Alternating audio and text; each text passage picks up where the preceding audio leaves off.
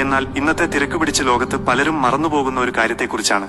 നമ്മുടെ കുടുംബക്ഷേത്രങ്ങൾ അഥവാ തറവാട് ക്ഷേത്രങ്ങൾ. ഇന്ന് നമ്മൾ വലിയ വലിയ ക്ഷേത്രങ്ങളിലും ദൂരെയുള്ള തീർത്ഥാടന കേന്ദ്രങ്ങളിലും പോകാൻ വലിയ താല്പര്യം കാണിക്കാറുണ്ട്. അത് തീർച്ചയായും നല്ലത് തന്നെ. പക്ഷേ സ്വന്തം കുടുംബത്തിന്റെ ഐശ്വര്യത്തിന് കാരണമായ ആ പഴയ കാവുകളെയോ കുടുംബ പരമ്പരകളായി ആരാധിച്ചു പോന്ന ക്ഷേത്രങ്ങളെയോ നമ്മൾ വിസ്മരിക്കുകയാണോ എന്ന് സ്വയം ഒന്ന് ചിന്തിക്കേണ്ടിയിരിക്കുന്നു. കാരണം നമ്മുടെ ഓരോരുത്തരുടെയും വേരുകൾ ആഴ്ന്നു കിടക്കുന്നത് അവിടെയാണ്. എന്തുകൊണ്ടാണ് കുടുംബക്ഷേത്രങ്ങൾ ഇത്രത്തോളം പ്രധാനമാകുന്നത് എന്ന് നിങ്ങൾ എപ്പോഴെങ്കിലും ചിന്തിച്ചിട്ടുണ്ടോ? നമ്മുടെ പൂർവികർ തലമുറകളായി പ്രാർത്ഥിച്ചു ചൈതന്യം നിലനിർത്തിയ ശക്തിയാണത്. പരമ്പരകളായി കൈമാറി വന്ന ആ ചൈതന്യം നമ്മുടെ ഓരോരുത്തരുടെയും രക്തത്തിലും ജീവിതത്തിലും ഉണ്ടെന്നാണ് വിശ്വാസം. പലപ്പോഴും ജീവിതത്തിൽ വലിയ തടസ്സങ്ങൾ ഉണ്ടാകുമ്പോൾ, എത്ര അധ്വാനിച്ചിട്ടും പ്രാർത്ഥിച്ചിട്ടും ഫലം കാണാതെ വരുമ്പോൾ നമ്മൾ പലപ്പോഴും ആകുലപ്പെടാറുണ്ട്. അങ്ങനെയുള്ള സമയങ്ങളിൽ നമ്മുടെ കുലദൈവത്തിന്റെ പ്രീതിയുണ്ടോ എന്ന് പരിശോധിക്കുന്നത് നന്നായിരിക്കും. കുടുംബത്തിലെ ഐക്യത്തിനും കുട്ടികളുടെ അഭിവൃദ്ധിക്കും രോഗപീഠകളിൽ നിന്നുള്ള മോചനത്തിലും കുടുംബക്ഷേത്രങ്ങളിലെ പ്രാർത്ഥനകൾക്കും വഴിപാടുകൾക്കും വലിയ സ്ഥാനമുണ്ട്.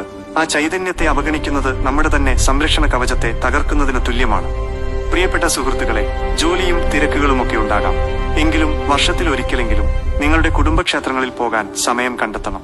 അവിടെ വലിയ ആഘോഷങ്ങൾ നടത്താൻ സാധിച്ചില്ലെങ്കിലും അവിടുത്തെ നിത്യപൂജകൾ മുടങ്ങുന്നില്ല എന്ന് ഉറപ്പുവരുത്താൻ നമുക്ക് സാധിക്കണം.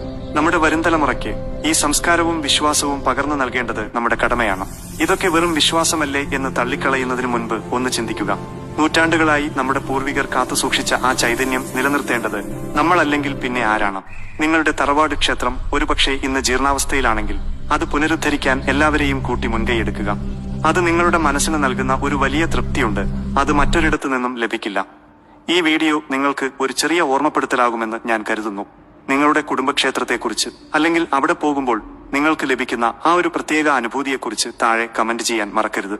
ഈ അറിവ് നിങ്ങളുടെ സുഹൃത്തുക്കളിലേക്കും ബന്ധുക്കളിലേക്കും എത്തിക്കാൻ വീഡിയോ ഷെയർ ചെയ്യുക.